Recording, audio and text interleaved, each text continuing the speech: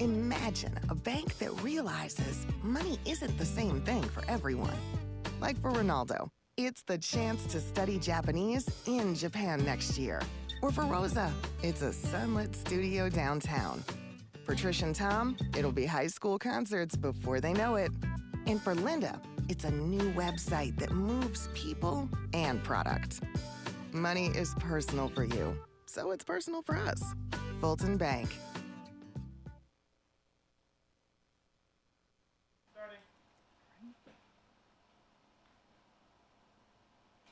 Good afternoon, everyone, and welcome to the YWCA Lancaster's Women of Achievement Awards Luncheon. I am Dr. Keisha Morant-Williams, and I am a board member of YWCA Lancaster, as well as having the pleasure of being your MC for today.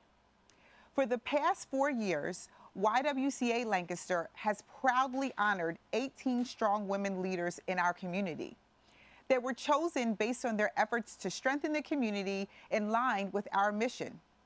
I was so honored to be recognized last year, and today we will add 4 more. In recognition of the 100th anniversary of the ratification of the 19th Amendment and the 55th anniversary of the Voting Rights Act of 1965, we are so pleased to stand with our sponsors and invite you to join us for this hour of recognition, a moment to recognize the collective power of women and the imperative for true unity. While we are challenged by the pandemic, we are undaunted. We're having to celebrate together in different locations, but celebrate we will. Let's start by giving a great big thank you to our sponsors. Thank you to Erie Insurance and Hershey as our award sponsors, and to the leadership sponsors, Allegra Events and Martin Insurance Company. Our benefactor sponsors, Blakinger Thomas, EHD, Ebersol Brothers Construction Company, Ephrata National Bank, Fulton Bank, Penn Medicine, Lancaster General Health, UGI, and Woodstream, and all of our other wonderful sponsors and donors. And finally, thank you to our media partners, Susquehanna Style and Oak Tree Outdoor Advertising. New this year is your opportunity to give to YWCA Lancaster to further their mission and programming dedicated to eliminating racism and empowering women. It's really very easy to give. No need to download an app or anything. Simply text YWCA to 243-725. Again, that's YWCA to 243-725. You will see this displayed throughout the program at the bottom of your screen. We are excited to tell you that the YWCA board and a few generous donors have committed to a $5,000 match. So every dollar you give will be matched up to $5,000. And yes, every dollar counts. We also have some tempting gifts with certain donation levels. For a donation of $150 up to $500, you get this marvelous pop-up book. And for a donation of $500 or more, you receive How to Be an Anti-Racist, a #1 New York Times bestseller, and the selection for our December and January book club. This book is described as a groundbreaking approach to understanding and uprooting racism and inequality in our society and in ourselves. These fantastic books are while supplies last, so don't miss out on getting yours. Grab your phone and text YWCA to 243-725. Now, on with the program. To get things started, we want you to hear what's happening at YWCA National. So here with us is the CEO of YWCA USA, Alejandra Castillo, and I am excited to hear what she has to share. Hello, my name is Alejandra Castillo and I am the CEO of YWCA USA. Like YWCA Lancaster, our mission is to eliminate racism, empower women, stand up for social justice, help families, and strengthen communities. YWCA is the oldest and largest women's organization in the nation, serving over 2 million women and girls and their families, supported by over 200 local YWCAs across the nation. We stand on our legacy of strong women of achievement, and I want to congratulate all of the deserving honorees here this afternoon. For over 160 years, YWCA has been at the forefront of the most critical social movements, from women's empowerment and civil rights, to affordable housing and pay equity, to violence prevention and healthcare. Our times calls for courage, action, and determination. And I see all of this in the leadership of the Lancaster program, as well across Pennsylvania. I am delighted to see the launch of the Center for Racial and Gender Equity in Lancaster and know that this effort will create opportunities for change. As we face these uncertain times, we will continue to rise up to the challenge. I invite each and every one of you to step forward, join with us, and consider how you will support our efforts to create communities that eliminate racism and empower women. Thank you for inviting me to speak at today's event, YWCA's Lancaster's Women of Achievement Award Luncheon. And congratulations to the honorees that are gathered here today. Thank you for all of you who are viewing this online and support YWCA Lancaster. As we like to say throughout our YWCA network, we are fearless together. Thank you very much. Thank you, Alejandra. We are proud to be a part of the sisterhood of YWCAs across the nation and to stand together working on our mission. Let's bring it back home and talk a bit about what's happening in our community.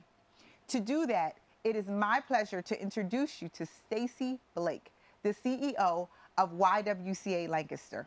Welcome, Stacey. Thank you, Keisha. You know, there's a lot of things happening right here, right now in our community, and YWCA is right in the middle of it all. We're engaging with local businesses through racial equity training. We know we need to say that Black Lives Matter, and we work for gender equality and empowering women every day.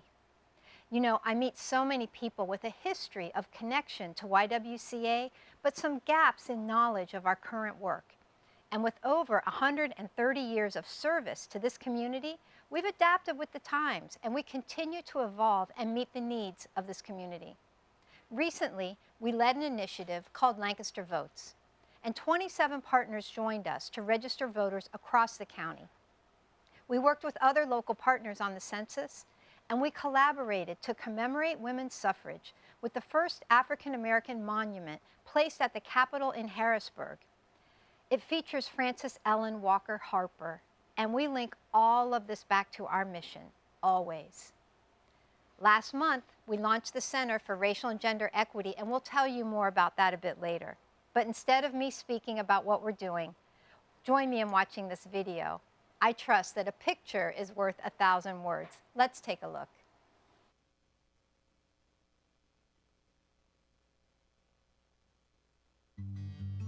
YWCA Lancaster is so many things. It's a first chance, last resort. It's a home. It's a place of support. It's a place of connection and communion around the important issues here in this county.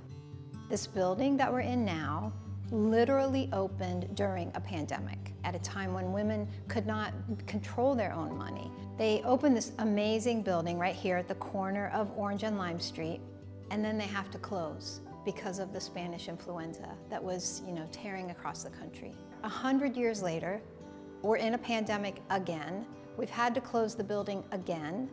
We're trying to still keep our programs open, and here we are. The YWCA has a mission that is unfulfilled. The mission of YWCA Lancaster has evolved over the years, from some early ideas about proper upbringing of young women and protection of young women to some ideas about empowerment, and then today, really in the 70s, YWCA nationally and here in Lancaster coalesced around one imperative, and that is to eliminate racism. Sadly, we still have work to do. We do not have equity in this community in Lancaster. We see income disparities, we see healthcare access disparities, we see racial injustice, and we hear young voices in the community naming these problems and asking for solutions. The work that happens here at YWCA, one way to think of that is literally from the cradle to the grave. And even in just 1 year, I've had the experience of coming to the office and finding a woman in labor on the couch. And then recently this summer, I came to the office because a woman had taken her last breaths here. Now in between there's a lot of work that we do. The programs at YWCA include the Sexual Assault Prevention and Counseling Center with the 24-hour hotline, the child care program, Y Wonderful Kids, which is active here in the city and also in Penn Manor. We have the Mary Kepler Residence Hall, which is home to 50 women, men, and children, and a parent education empowerment program that serves families who have some court intersection in their lives. And finally, the Center for Racial and Gender Equity, which is a locus for all of our work leaning into our mission. We are serving, from babies to people who draw their last breaths in this building. And working together not only on the social service type work, but on the racial equity work specifically in the community is not free. It does cost us money, and your support is welcome. There is a lot of work to do here, and there are many leaders and many people invested, and anytime we can create space so that we're all leaning in a similar direction, that's when we're going to see impact.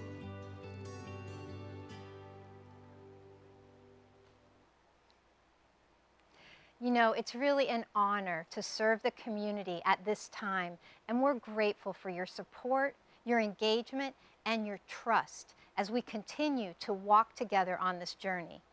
I am thrilled to introduce Jasmine King to tell you more about our latest effort, the newly founded Center for Racial and Gender Equity. Welcome, Jasmine. Greetings.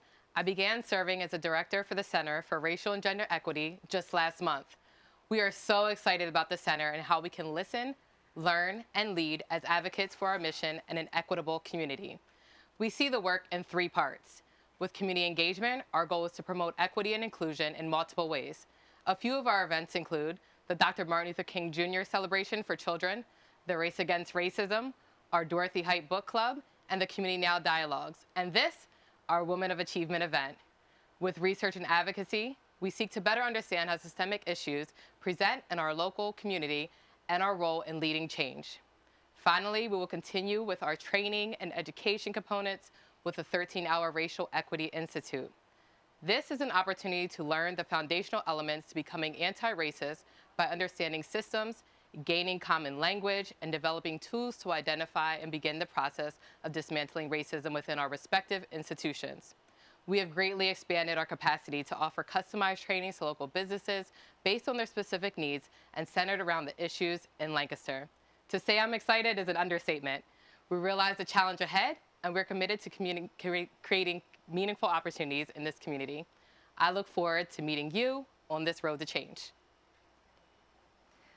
Thank you, Jasmine. You know, we're already seeing impact and opportunities with the new Center for Racial and Gender Equity, and I invite you to join us and help us. You can make a donation by texting YWCA to 243-725 as shown on the bottom of your screen. Now, we've updated you on the agency, but the reason we're here today is to celebrate and honor several special women who dare to make a difference in this community. We do this through the Women of Achievement Awards every year, and this year is no exception. These 4 amazing women were nominated by their peers, and we're delighted to introduce them as Women on a Mission. Keisha, we've waited long enough. Let's go. You said it, Stacy. I am so excited to share with you our honorees for 2020. Their names will be added to the growing list of distinguished women of achievement.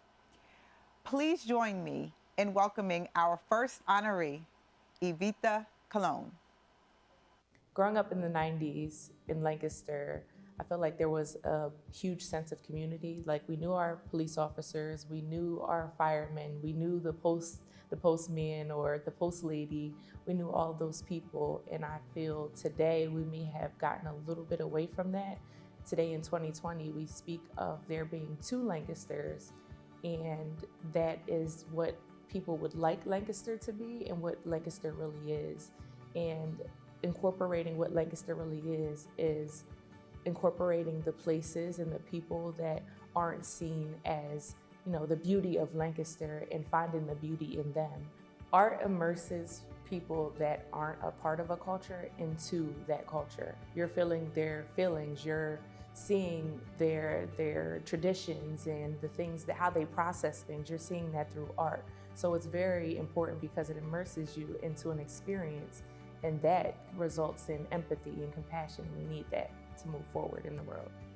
I created Speak to My Soul my senior year of college. I wanted to leave a legacy for my son. I wanted to do more with my passion and my craft, which is spoken word.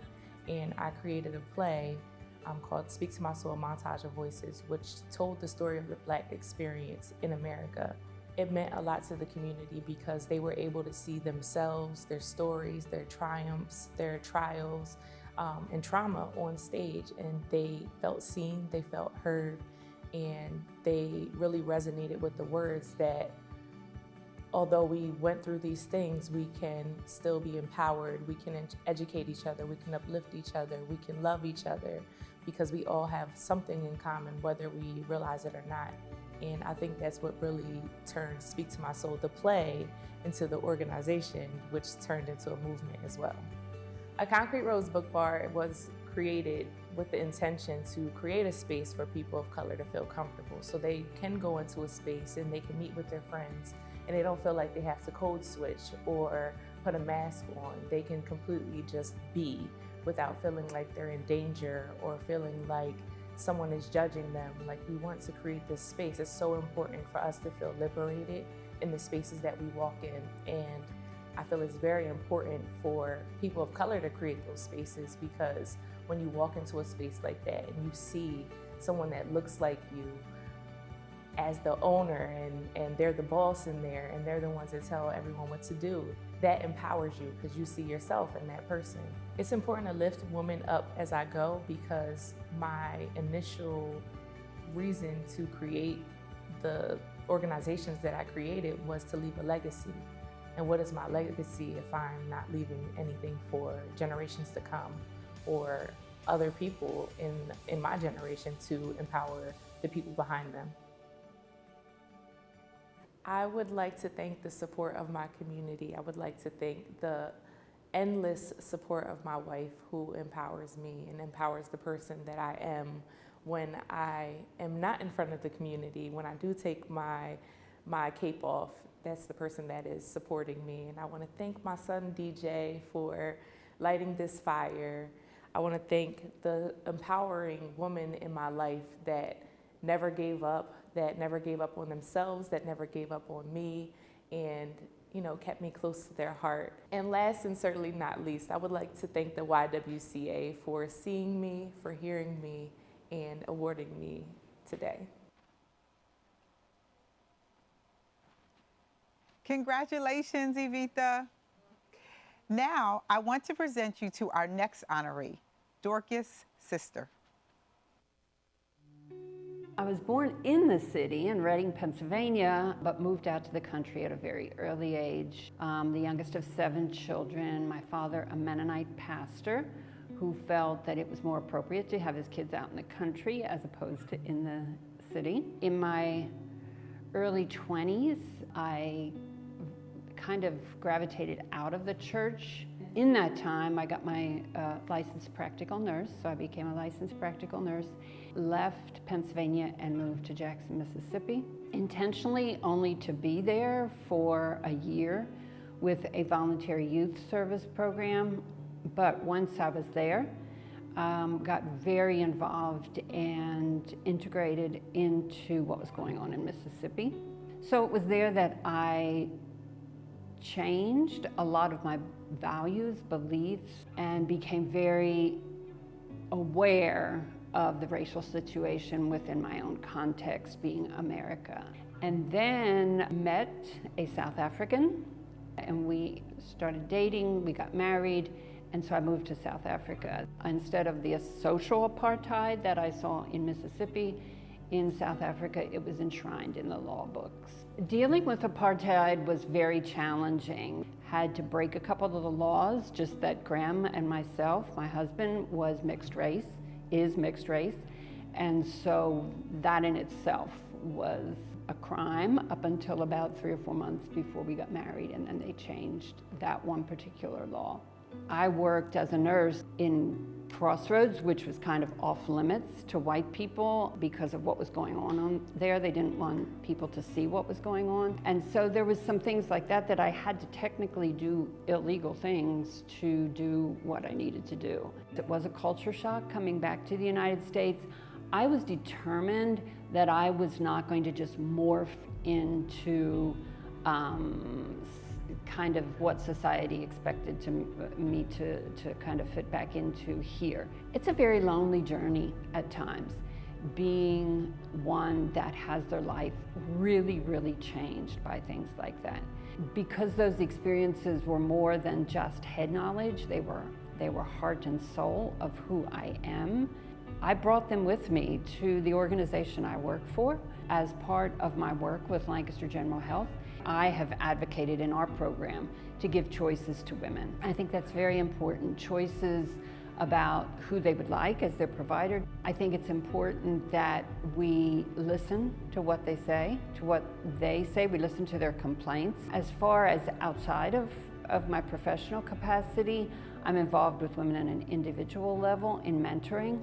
So for me, that's very important that women discover who they are and all the strength that they have and find their voice. I'd like to thank the YWCA for honoring all of us as honorees and being so involved in the community in eliminating racism, for all the activities that they give the community opportunity to participate in. I'm very honored by this. It is an honor that I did not expect, but accept with appreciation. Thank you. Congratulations, Dorcas. Our third honoree is Karen Foley. Black trans women are the most vulnerable subset of our entire community. We are marginalized communities and we are broken. We're broken by a system that continues to oppress us, and that system has to change. Coming here about 10 years ago, I was dumbfounded that there was nowhere for our community to connect. And so I started trans queer yoga about 4 years ago now to really just give, trans, non-binary individuals places to connect. And then turned into Pride Week. I knew that we needed something to celebrate all of our intersections and bring education and outreach. And there were like 40 to 50 kids there. All kids, mostly kids of color, queer kids of color, and just sort of the overwhelming response was that there is just nowhere to be in both intersections here in Lancaster. So then continued that for about 4 years and then switched into starting the coalition. So February of 2019, we had our first stakeholder meeting, and I brought together all of the power homos in town to talk about what we needed, and we continued to do programming to listen to our community and try to respond as best as we could. We have had so much support. It's been an overwhelming success. We had an incredible group of people that are working so hard for the coalition, and literally would be nowhere without them. That is all their work. It was so important for us to create spaces where every intersection could feel at home. The coalition's tagline is connect, support, and amplify, right? That and that comes from our hearts, yeah, that we know that we need to connect. Support is not like pats on the back. Support is hard work. It's hard. The work that we are doing as a coalition to actively change systems is through DEI trainings and education outreach. The messaging, though, for the coalition and why we all came together is that I believe in my whole soul and in my heart that change is possible, and that the only way through that is through collaboration and action. And we're pulling from like the Octavia Butler and Adrienne Marie Brown, right? It is the only way that this can happen.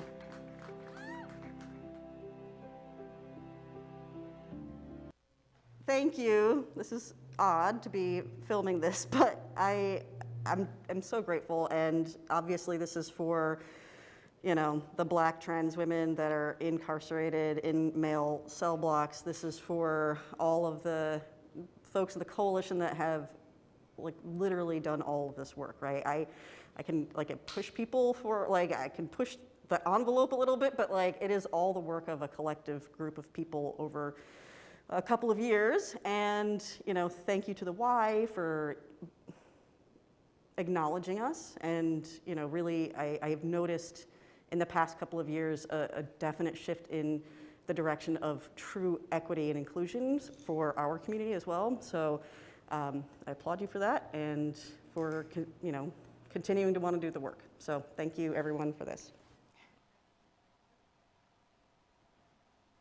Congratulations, Karen. And our fourth and final honoree is Vanessa Philbert.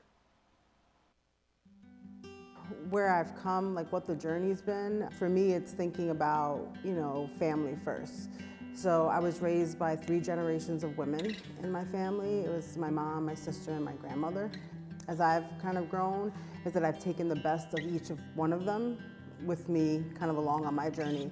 I think about that, and I think about how did you get from Vanessa in Brooklyn, New York to Vanessa in Lancaster, Pennsylvania.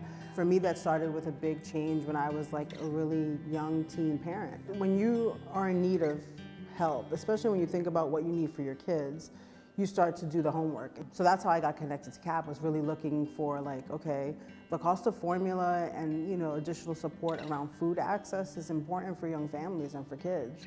Community Action Partnership of Lancaster County is part of a national network of community action agencies. So there's lots of programming that happens. So CAP's kind of core focus belief is that their purpose in the community is to create prosperity, justice, and equity.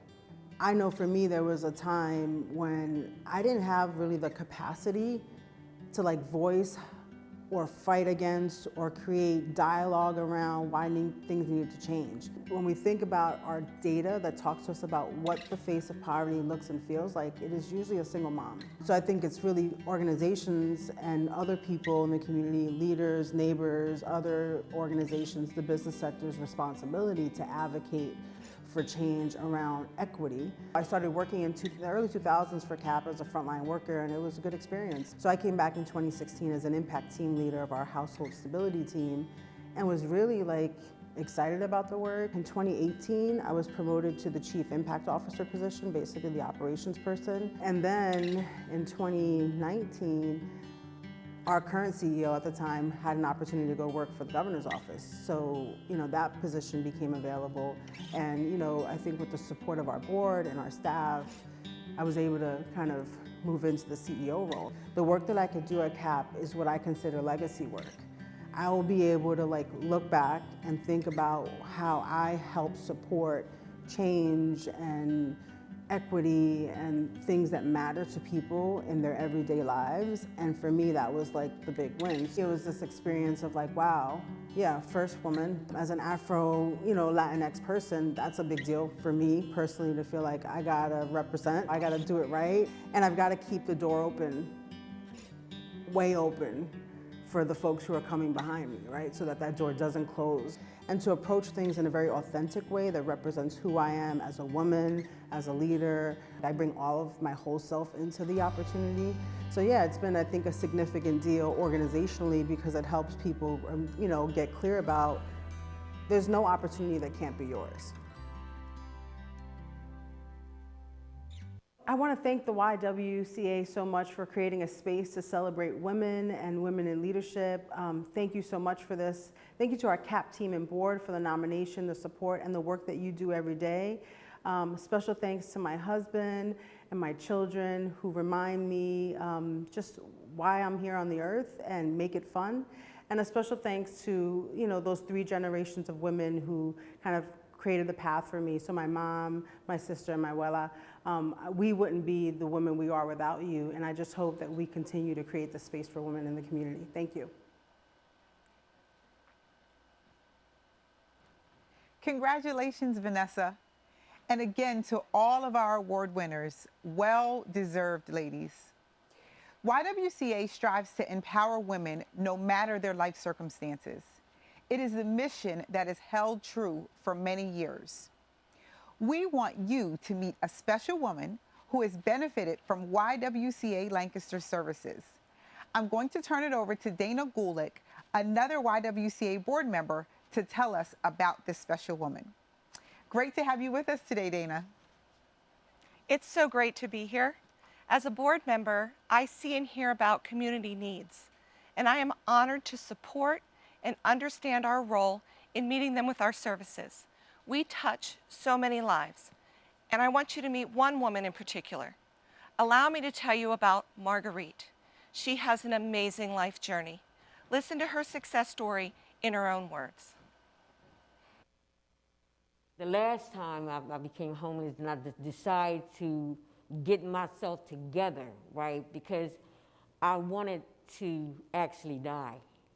You know what I'm saying? I felt like it's nobody's fault. Marguerite, get yourself together, right? Because if you don't, I'm just going to probably try to drink myself to death. So I went on a search. I went to Atlantic City. I didn't like that. I went to New York. I really didn't like that. When I came here to Lancaster, somebody said, why don't you go to Lancaster because you can get some recovery up there. I was trying to get housing, and right? So the person was telling me, she said, well, you have to go through 211 in order to get shelter, in order for you to get permanent housing. And I did that. I went through 211, and they housed me at the YWCA. When I first came here and I finally got me a room and my own bed, I think I slept off and on for 3 days. You know, that's how tired my mind and my body was. I had a warm place to come to. I can go and look for work outside if I wanted to. I can go and look for an apartment. I had a place to clean myself up. I had a place to read. I had a place, you know, where I was pretty much welcome. And so a staff member had came along and asked me, Marguerite, how would you like to become a part-time supervisor, right, at the Y? And I told her, well, give me some time and I'll think about it. So I finally said, yeah, I'll do it. I said, this is nothing but God, you know, because I have that roof over my head. I came from nowhere to here, right? I got into another program after I left here, right, because I didn't want to make this my permanent. I felt like it was a stepping stone for me, you know, so I'm going to give somebody else a chance to do the same thing. I didn't realize how hard that people would not accept you back into, you know, society. I didn't give up, you know what I'm saying? And even with me wanting a drink, I never picked up. And I chose different friends and different people to be around, which helped, you know. And so after that, the case manager said, Marguerite, I think I might have a place for you. So I goes and I ride around and I ride around and I look and I say, God, I would do anything, anything, if you would bless me with this apartment. So the lady called me in and she said, Marguerite, the apartment is officially yours. When I got to the apartment, lo and behold, my apartment number is 211. I said, look at God. With me being in so many different places, I never got what I got when I was in other cities. You know what I'm saying? I never ran across the women that were so compassionate to me until I came here. But I know that these women played a part of me getting up off my hindquarters and doing something with my life. You know what I'm saying? And it happened here in Lancaster, right? I don't have to move no further. You know what I'm saying? But it happened right here. The women right here helped me. Until I get to be 80 years old, I'll never forget it.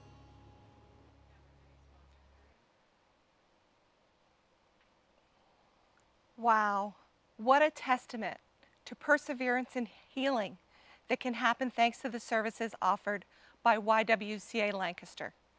I too can attest personally to receiving assistance from YWCA services. As someone who benefited from them many years ago, when my young daughter and I spent 6 months living at the YWCA in Honolulu, I can tell you just how impactful and healing it is to have a safe, warm, and comfortable place to call home. It is truly priceless. Which brings me to why it's so important for you to give to YWCA Lancaster. Yes, we are here to honor some very special women, but it doesn't stop there. We need to support the mission of YWCA so they can empower more women to live extraordinary lives. So grab your phone, and if you haven't done so already, text YWCA to 243-725. Click on the link in the text that you receive, and it will take you right to the donation site. It's so easy. Don't forget, every dollar you give will be matched up to $5,000. I am confident we can meet that match. In fact, we've had donations coming in already. We are so grateful for those donations. Please keep them coming. I want to take this time to invite you to donate to the mission of YWCA Lancaster. To help illustrate where your money goes, I will tell you that $1,140 will cover infant care for one child in our Y Wonderful Kids program for an entire month. If you want to help in this area, simply click on the donate button on your phone.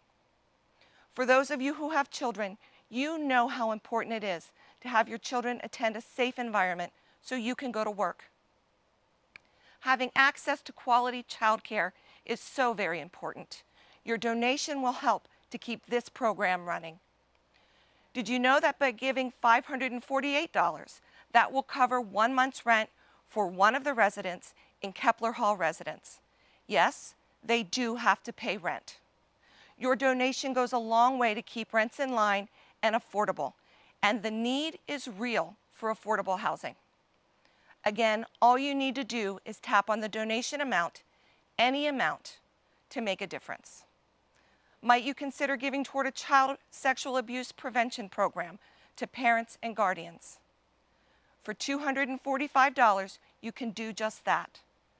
Sexual assault not only affects the survivor, but the entire family. And who can put a price on helping someone prevent this trauma? COVID has really put a constraint on so many of the programs and the funding required to keep them going. Every dollar counts. You heard earlier about the Racial Equity Institute. The cost to attend is $150. Perhaps you want to give toward a scholarship so someone can experience a deeply impactful and life-changing educational opportunity. Now, we all know how hard parenting is, right? YWCA can come alongside parents and offer an in-home parent empowerment session with a trained mentor to address parenting challenges. This session costs $77. You can see how quickly it adds up to provide these valuable services. Even for the children, it costs $32 to provide breakfast, lunch, and a healthy snack for one child in childcare for 1 week. We are committed to providing balanced and nutritious meals for children. The needs are great, but together we can meet those needs. We sincerely appreciate and thank everyone who gave today for your generosity and investment into the community. Now let's bring back Keisha and Stacy. Again, a heartfelt thank you to all of you who gave. Thanks once again to our many sponsors. To our honorees, let's keep the celebration going. We'll join you in the after-party Zoom call momentarily. We're keeping the donation page open for a bit, so you can still donate to the number on the bottom of your screen. Hope to see you next year on Friday, November 5th, 2021. We are hoping to be back to a live and in-person event.